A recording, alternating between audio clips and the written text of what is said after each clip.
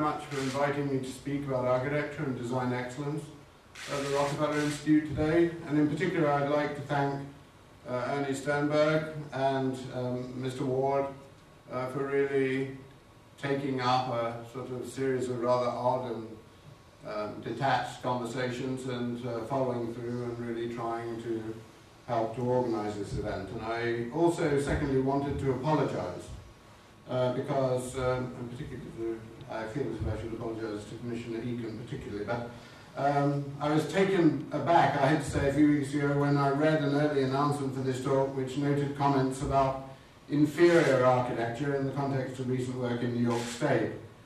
And whilst I'm delighted if that's helped to bring a number of you here today, I also wanted to say that the intention of the talk this morning was really to advance the design agenda and not to fuel some adversarial combat.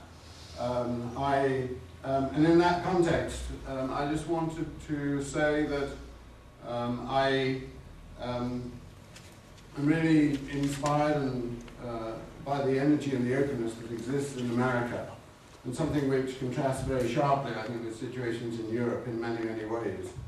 And it was Daniel Moynihan, the former US Senator, who was, as you know, a young assistant to the Secretary of Labor, Arthur Goldberg, who helped to compile a report which was called, rather boringly, I have to say, a report to the President by the Ad Hoc Committee on Federal Office Space. And in that report he set down a series of guiding principles for federal architecture. And one of those principles was to avoid an official style and instead to advance what was contemporary architecture of the time.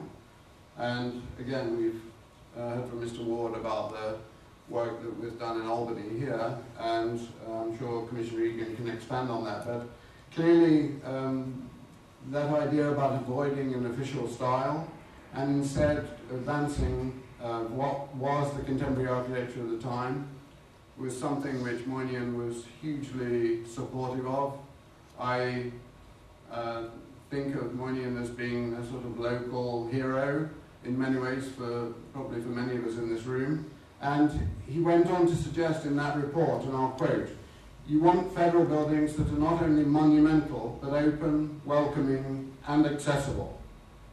And at about the same time, Saul Steinberg, the artist, and commented that all these government buildings seem determined to impress upon citizens how unimportant they are. And so this idea about the openness and the accessibility that Moynihan was underlining, I think, is one of the things that's really inspired the GSA Design Excellence Program. And I really seen that program from a distance as an architect in England. You know, I worked in professional practice for a very long time, longer than I've been an academic, I can still say. And now as the Dean of a leading school of architecture and planning in the United States, where there is that enthusiasm to create that open, welcoming, and accessible civic architecture, it seems obvious to me to ask if, like the GSA, the agency that's responsible for the design of all federal buildings, the state of New York might be interested, able, and willing to take a leading role by establishing a design excellence program for buildings in what is arguably the most important state in the United States. And why would we think that's important? Firstly, I'd suggest that the idea of creating a civic architecture in the state that is open, welcoming, and accessible, to quote Moynihan, is not only a commendable goal, but it's one that in this day and age in particular is essential. Secondly, I think if that architecture is to be truly civic, then it's in all of our interests. And I mean, just chatting to people before we got sat down, it's interesting to think about the American Institute of Architects, private practice, the state construction fund, very, very different range of interests across the audience and in this room. But we all, I think, have similar interests in that we want to make an architecture that's sensitive to its surroundings, that helps to build communities, and is thoughtful in the way it uses resources. This highlights an idea of an architecture that is not only elegant and preoccupied with aesthetics, but an architecture that's also preoccupied with performance. And I just wanted to talk very briefly about performance, because I think it can take many forms. here I'm particularly thinking of buildings that perform well functionally, and I think often people feel that there is a decision to make about something that looks good or something that works. And I really, would question the "or" word in that sentence. I think we have to think about things that work well, are functional, but also look beautiful. I'm also thinking of buildings that don't cost more than normal construction. And Ernie and I were talking in the car on the way up yesterday about, in many conversations that, probably many of us in this room have been involved with other people, there's a view that architecture and design and aesthetics is, the icing on the cake. And in a way, I would say it's the cake. So I'm interested in this thing about thinking about design in a way that it saves money, doesn't cost more money. And I'm also thinking about buildings that are delivered on time and on budget, and that don't use excessive amounts of energy and resources. For as we all know, buildings account for half of the energy that's consumed, and that while the United States has only 5% of the world's population, it consumes 25% of the world's energy. So this is not sustainable, and for all of us in this room, it's obviously important that we really work together to help to bring about change. So I'd like to encourage the State of New York to establish a design excellence program that is aimed at improving the quality of design in the civic architecture in the state.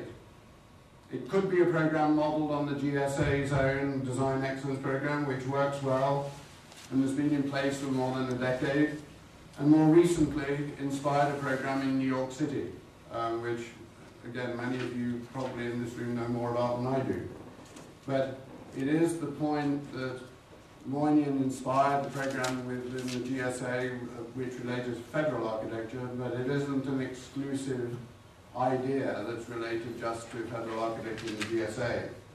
And I'd like to encourage the State of New York, if you think about and again, I hope Commissioner Egan is going to talk more about the professional aspects of this, but it seems to me that the state currently commissions a considerable amount of work. It's work that includes the construction and design of new buildings, but it's also work that involves the renovation and restoration and reuse of existing buildings. It's also a program which addresses the idea of buildings both big and small, and buildings that also serve a wide range of functions. So buildings that provide facilities for many, many different communities of people: school children, university students, faculty, state employees who are working in many different fields, and many of the citizens of New York State. So I want to encourage people to think about this idea about a design excellence program in the state of New York, because I believe it could make a significant contribution to improving our lives environmentally, that it could make tremendous contributions to improving our lives economically, as well as physiologically and psychologically. Like many of you in this room, I believe that if people live, work, and play in good environments, then they'll perform to higher standards. So again, it comes back to this issue about performance. Design isn't just some frilly extra.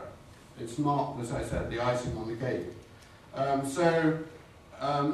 I think this does create a series of demands on both clients and professionals. And they're demands that require clients to be brave and sometimes take enormous risks.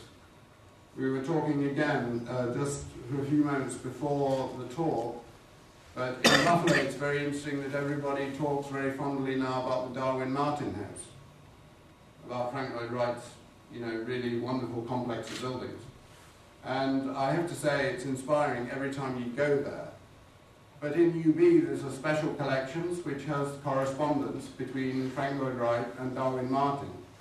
And there's a letter in there, in that archive, from Wright to Martin.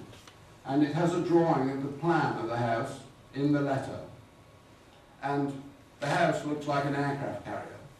I mean, it really is something that we feel very fondly about now, but it's something that, at the time must have seemed really absurd. So the client, in that particular case, Darwin Martin, was really dogged and brave in making architecture. So I think that as much as we might like to think that architects play a key role in making architecture, clients, I think, are the most important. And so again, I think about this audience because I think about many of you are actually in that role as clients. And good architecture is made by good clients, but it's very difficult sometimes to be a client. And also, I think if you think about the professionals who are involved with the design-focused program, I think they in turn will be expected to address a widening range of issues and concerns. And this brings me to another benefit that we can all learn from the GSA design program, Design Excellence program, because I think when it's been at its most successful, it's really been focusing on integrative design. So thinking about design in an integral way, so that in a minute I just wanted to talk about 3 projects, which are examples of projects from the GSA Design Excellence program. And I hope you'll see from those that this idea about integrated design is something which really inspires those projects and enables them to deliver more. So I'm interested in design excellence because I think it should deliver more. It's a challenge for all of us to do that. It's a challenge to clients to be brave and live dangerously sometimes. It's also a challenge for the professions, I think. Because I would say that the professions, in many ways, are very much contained sometimes within silos about architecture, engineering, environmental engineering, construction, and so on. So I think it does provide something of a challenge there. But if you think briefly about the cost of a building, a significant portion of those costs are inevitably in the structure or in the servicing systems and in the operation of the new building. And structure in a building is not an optional extra. You have to have it.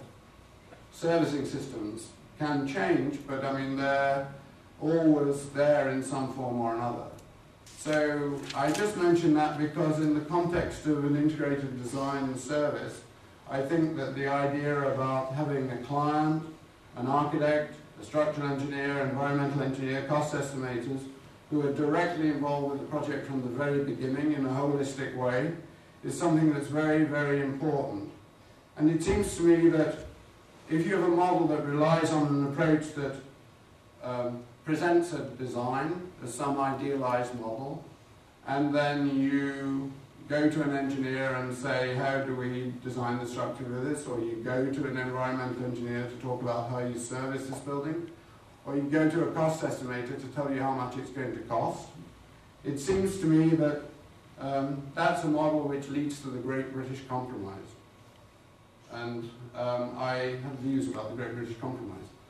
I think that in a sense you want to try and develop a design project in the beginning that takes account of the needs of the structure, the needs of servicing, the cost of things, and the cost of the performance of the building over time. So that is something which both for clients and for the professions, I think, demands a particular response and a particular toughness, actually, I would say. But, I mean, clients really have to be committed. They're obviously not always very easy routes to take. The professions have to work together from the very beginning to make sure that they're designing something which is affordable and sensible and uses energy sensibly and materials and so on. So, I wanted to talk very briefly about the GSA Design Excellence Program. It was developed in collaboration with the American Institute of Architects, and I'm delighted to see that there are representatives from the AIA here today, and a group of notable professional advisors. It defines a very thoughtful architect selection process that's focused not only on the programmatic needs of the building, but on design excellence. So when they're considering who to appoint for projects, they look very, very, very carefully at the design, reputation, and achievements of the practices. they request a very modest portfolio of work from the designers who are interested in those commissions. And they ask for, which is probably not too uncommon, they ask for the particular people who are going to work on the project to be named, and they are quite insistent on those people continuing a presence in the project. Secondly, they have a cadre of peer reviewers who are appointed from across the country, and this group is made up of leading professionals, key academics, notable critics from architecture and from the arts. And they not only advise on the selection of the architect, but they also see the development of the design through the detailed stage after the appointment of the architect. So there's an idea about having professional peer reviewers or advisors, but there's also an idea about them, in a sense, being part of the process. That they're not just in at the beginning, somebody's appointed, then they're off to the next project. So the other piece of the GSA Design Excellence Program, which is perhaps useful to mention, is that they have a design awards program. And so that ensures that the completed work is evaluated by national juries and is widely recognized. So if you think about that, then in the context of the GSA program, they're really directing the design advisors at the beginning of the project, in the middle of the project, and on the completion of the project. And they're also working now with projects through construction. So there's an importance about not just drawing something, but actually seeing something that comes out of the ground that relates to the drawing. So you might say, however, that to develop an approach which encourages integrated design affects not only the professional communities and the client, but it also affects the academy. And to this end, I just wanted to mention a little bit about the school, actually.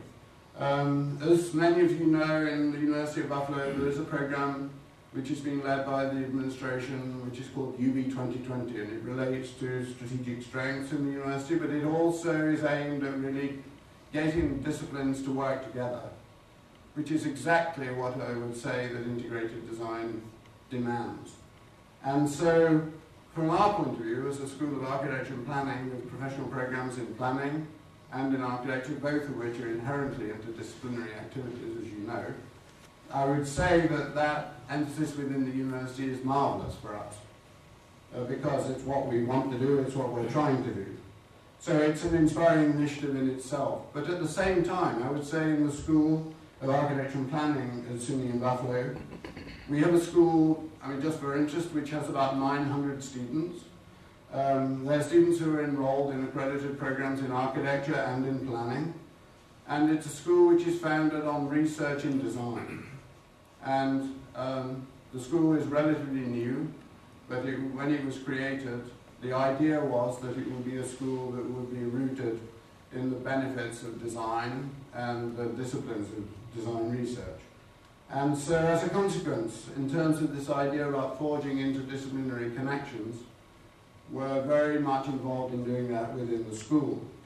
We have 4 internationally renowned research centers in the school, centers that focus on accessibility, on digital design, on community development, and on urban design. And those research centers are really probably with significant national grant support, bringing in, about $1 million of research every year. So it's a school that's very actively involved in research. It's also research which is very diverse. So it's not a single track. And again, if you think about any of those topics, accessibility, community development, urban design, or digital design, I mean, they're very different one from the other, but they're very important aspects about architecture and planning and design. It is that connection with research which I think, personally I find very encouraging, because I think it gives us connections to national agencies, it gives us connections to the state, it gives us connections to international bodies and universities, and also I think that it gives students an opportunity to work with researchers and to be aware of these dreadful things called deliverables, which, you know, I never thought I would love that word, but I love that word. And now, I think that, you know, the idea about having a deliverable is something which is hugely important for students to learn about, whether they're students in planning or students in architecture, and the research agenda really enables students to do that. It's also, because of those research interests, a school that defines design very broadly. And the other thing that has happened in the school over the last several years is that we've developed an extensive program of dual degrees. So most recently we have a dual degree between media studies and architecture at the graduate level, and we have a dual degree in urban planning and law at the graduate level. And we have other dual degrees, but I just mention that because I think it's a way that the school is trying to respond to this need for people to think about design as an integrative activity. That it isn't just, you know, the planning idea isn't just somebody else's legal problem. They have a sense about how it fits into a sort of legal framework, and the same with some of the other dual degrees. So I just wanted to really switch gears in terms of the presentation, because I just wanted to talk about 3 projects today. They're projects which are selected from the GSA Design Excellence Program. They're projects which are quite recent buildings. They're very contemporary buildings. They're buildings which are very different programs. They're buildings that are in very different parts of the country, and they're buildings which are very different sizes. And so I've tried to choose those buildings intentionally, thinking about, many of you here thinking about the activities in the state of New York and how a design excellence program might help that. So now let me see if I can do this properly here. So the first project I wanted to talk about is this building, which is in Phoenix, and I apologize that this doesn't have the designers on the title, but this building is a courthouse. The Design Excellence Program at the GSA was really enlivened by the need to advance a courthouse building program. And so in the beginning, the first building type that they addressed was the design of the courthouse. And this is a courthouse in Phoenix, Arizona. It's designed by Richard Meyer, and it's a project where this is what it looks like from the outside, and this is what it looks like from the inside. And I just wanted to talk about the idea, a little bit about the ideas behind this project, because Phoenix, you know, in a sense, one that I've been there a few times, so I don't know it well, but I don't think of it as a traditional city in the way that we might think about Albany or about Buffalo or about New York or about London. It's hardly urban. And it's a place where temperatures frequently reach 115 degrees. And so in this particular courthouse, just thinking about that idea of Moynihan talking about open and accessible environments, in this particular project, the design team came forward with a proposal about creating a new civic space in the building. And so this space here is really the equivalent of a public square. And the circular building that you see there is one of the courtrooms. And the offices are on the left-hand side.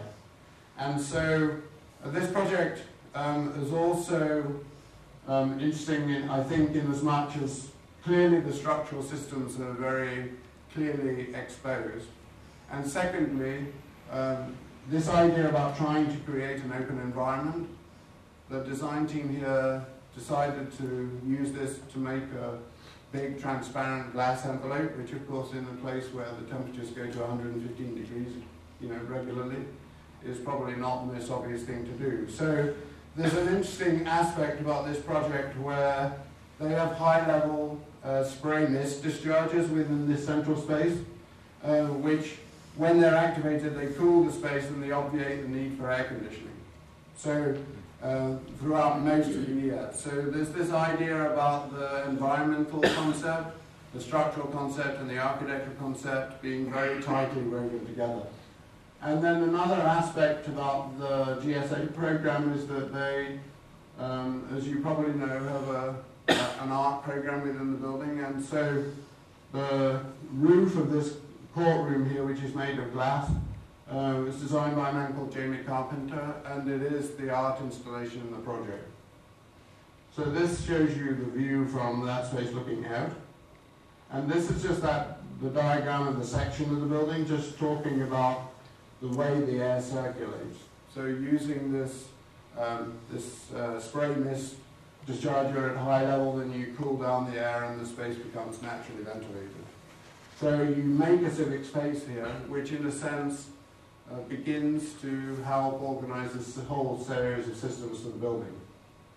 And I wanted to talk about this building. It's a federal office building in San Francisco.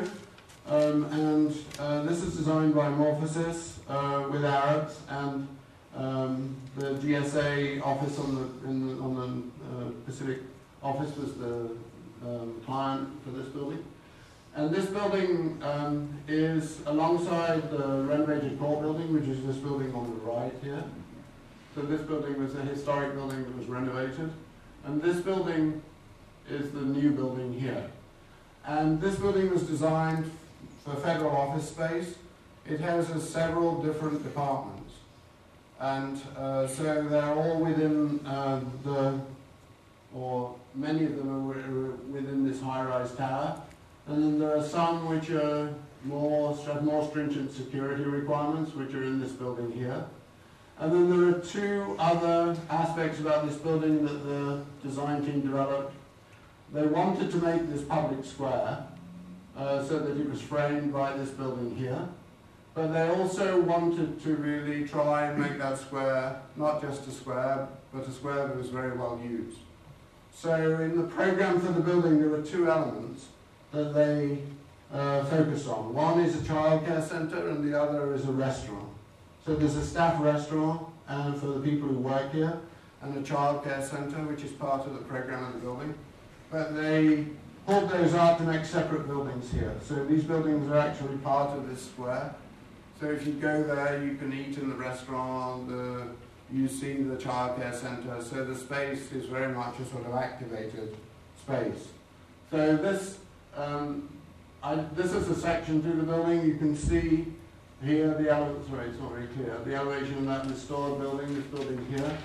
And here you can see the high-rise building, and the cladding comes down, and then next to the roof of this, the childcare centre and the restaurant here in that public square. So I wanted to talk a little bit about this building. And I want to talk about it because of this idea about integrated design. So these are the public spaces within the base of the tower, and you can see that they're very grand spaces. They have a scale which I would say relates to many of the things that Moynihan talked about. It's clearly not what we think of when we think about federal architecture. It's modern architecture. But this drawing shows the way the spaces are organized. So you can see here that this is that building of office space that has secure requirements. And then within the office tower, there's office space here. And each of these different colors show the different departments. And then there's another piece of office space here. This is the childcare center and the restaurant and the public square out here. So it's quite a complex program. And the other thing that's interesting, I think, about this building is that it's an office building.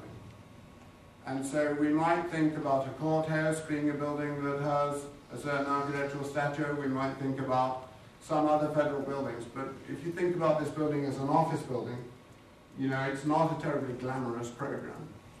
So I just wanted to talk about this because one of the issues about this building was that they decided that they would like to try and make the building naturally ventilated.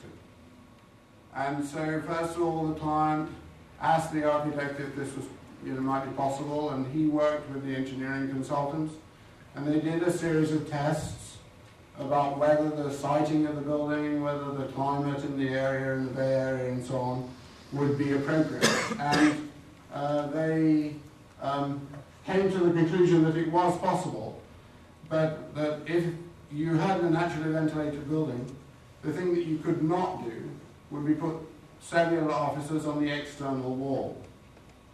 So for managers to have a cellular office on the external wall, as we all know, particularly if you get the corner office, you've certainly made it.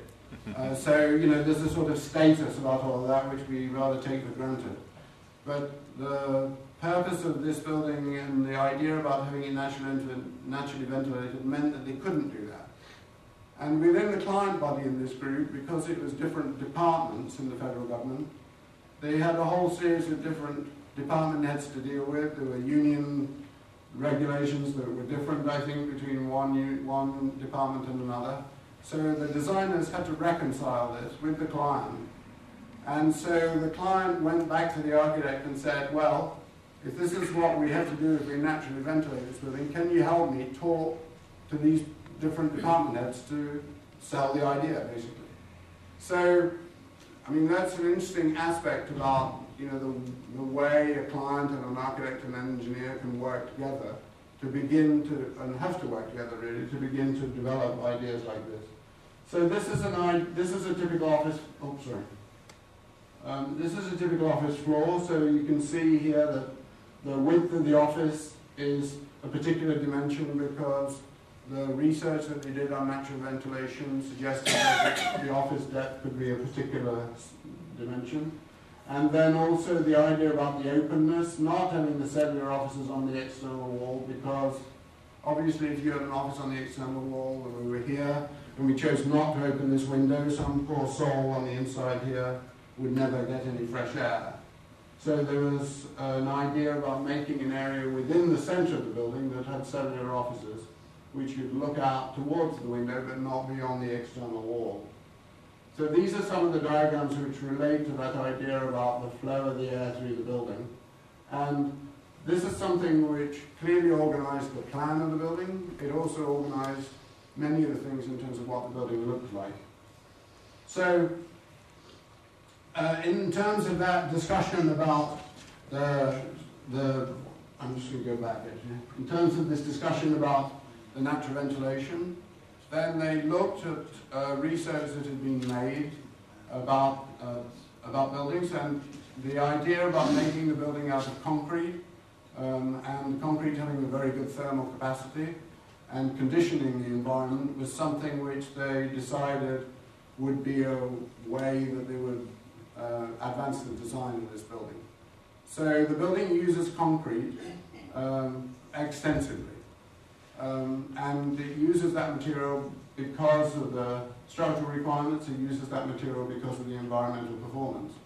But an interesting thing about that is that if you use concrete from an environmental point of view, the air has to see the concrete. So it can't be, the concrete can't be covered over. So then normally if you think about concrete subcontractors or concrete work in buildings, it's not always the case, but it's often covered up. And so then they had to develop construction systems and looked at the use of the material to decide how to make concrete that would be acceptable in terms of being exposed. And that in itself is quite an interesting discussion because concrete, although it performs well environmentally and has a very good thermal capacity, and you want to expose it, the material itself is really probably one of the most significant contributors to greenhouse gas emissions of any building material in the world. And that's partly because of one of the primary ingredients in the standard concrete mix is Portland cement. And so in this particular building, then they looked at that to see if there were other options. So they developed a mix here using fly ash as an option, which is a byproduct of burning coal, so environmentally that's not a very good material either. So then they also looked at using granulated blast furnace slag, which is a byproduct from the steel industry. And it's typically disposed of as landfill, and it seemed to be a feasible alternative in this particular case. And so they worked very closely with the concrete subcontractors here and the main contractor to develop alternative mixes. And from that research, the designers were able to replace 50% of the Portland cement in the building. And as there were about 45,000 cubic yards of cement in the project, that made a significant impact. And the choice also created a mix that, you know, coincidentally, made a very high strength concrete. And so that the tests on the core samples indicated strengths of up to 11,500 psi, which is, you know, a very high strength material. So by changing the mix, they were actually making a contribution in terms of reducing the greenhouse gas emissions. At the same time, they were getting concrete which was actually stronger.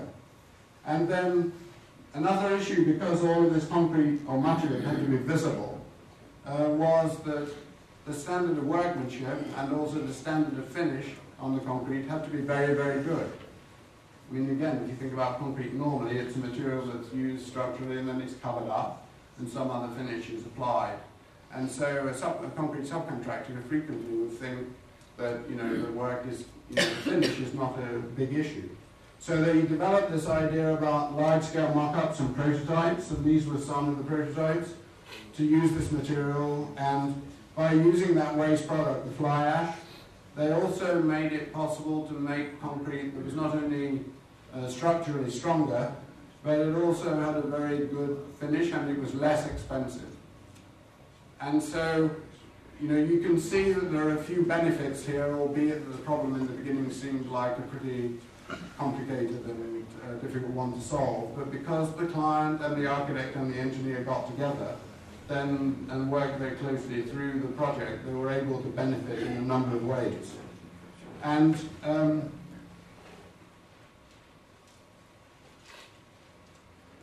so this is the interior of the office building. The concrete soffit here is exposed, you can see it.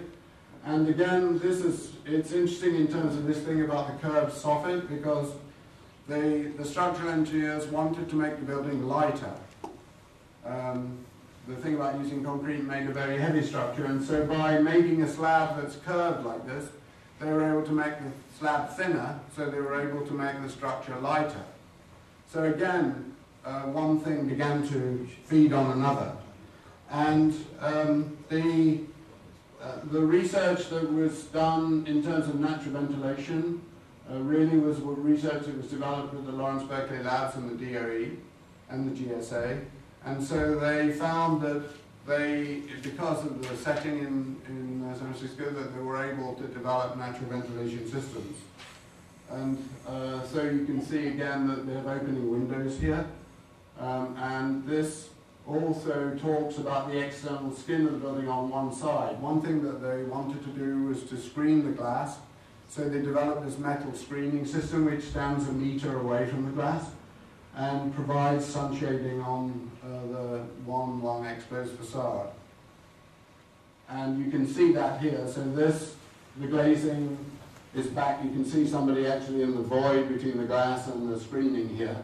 And then periodically the metal screen is peeled back to reveal spaces both within the building in terms of these big windows, but also spaces which are outdoor spaces within the body of the building. And we'll come back to this in another, this square cutout in the residence, but this thing works as part of the art program too in another context. And then on the other side, where the orientation of the building is different, they developed this series of glass fins which protect the elevation from the sun when it's in another position in the sky. So the sides, the two long sides of the building are treated very, very differently, and they're treated differently because of the orientation and because of this idea about saving energy and using natural ventilation. And this shows again that large cutout that I mentioned a moment ago. And so this was a part of the art program for this building. So this is an installation by James Turrell, who's a very well-known artist, as you know. And so this is an installation for an outdoor space which is lit at night, and you see it in the city, and people are able to use that space socially for events and so on. So I just wanted to go quickly to the third project. But just before I do that, I just wanted to say, just in terms of this, the San Francisco Federal Building was dedicated in 2007, and it was designed with a strict budget of $238 a square foot, and it compared to typical office space in San Francisco at the time, which was costing $275 a square foot. So again, in terms of the idea about design being fundamental and not the icing on the cake, you know, this building used design to save money, both in the capital cost but also in the running cost. And so, just to close quickly with the third project, I wanted to talk about, this is a border crossing. So the GSA Design Excellence Program more recently have developed a program which takes in the design of border crossings. And these are very small buildings often compared to previous buildings that you've seen. And they're small buildings that are part of huge infrastructures, for traffic, for lighting, for signage, for landscape, and so on. But they do provide an opportunity to hire other architects, younger architects, and also to think about design excellence applying to small buildings as well as big buildings, and to infrastructure as well as buildings. So this is the first of the border crossings that was built. It's on the Pacific Northwest, in the Pacific Northwest between the USA and Canada. And you can see here the idea about providing cover for people who are coming into the country, who have to check in. You can see the control points here for people driving in. But the architects, this is designed by a practice in Seattle called Miller Hull, and the idea about the canopy becomes a major part of the design idea behind this building. And the structure is galvanized steel, and you can see again all of the structural systems are exposed. So again, it's important that the designers, both the engineers and the architects, have an idea about what's going to happen. It's not just going to be covered up, and it needs to be an elegant structure. And if you think about the previous image here, structure is a major part of this project. You make these huge canopies, you have to hold them up, so the structure becomes an expression for the building. And then this is just an interior shot, really just again making the point that all of the systems here are exposed. So the lighting system, the air handling system, and the structural systems are all exposed, so they're part of the design idea. They're not something which is just helping to make an architectural statement. They're a fundamental part of that architectural statement, I would say. And then here you see, this is just the last image, but this idea about the gateway, the port of entry making a gateway to the country. And so, the idea about thinking about parking areas, about roads, about inspection areas, very much part of the project. So I just really wanted to make the point that the Design Excellence Program can include a wide range of functions of buildings, so big buildings and small buildings, buildings in different parts of, if you think about it for New York State, you think about it for the city, you think about it in Albany, you think about it in Buffalo. There are very different settings for the areas, some in cities and some in the landscape. I want to just thank you again for inviting me to come to talk about these things, making me think about these things, which has been super actually, and having an opportunity to talk about it here at the Rockefeller Institute. And I hope that it'll inspire the important work that you're all engaged in, and that at the same time I'd like to think it might prompt us all to consider how we might move forward to think about design in a way that really can benefit us as broadly as possible. After all, I am a taxpayer, a public servant, even though I've got a funny accent, and so we all have an interest, I think, in trying to make design in the service of the civic architecture. Thank you very much.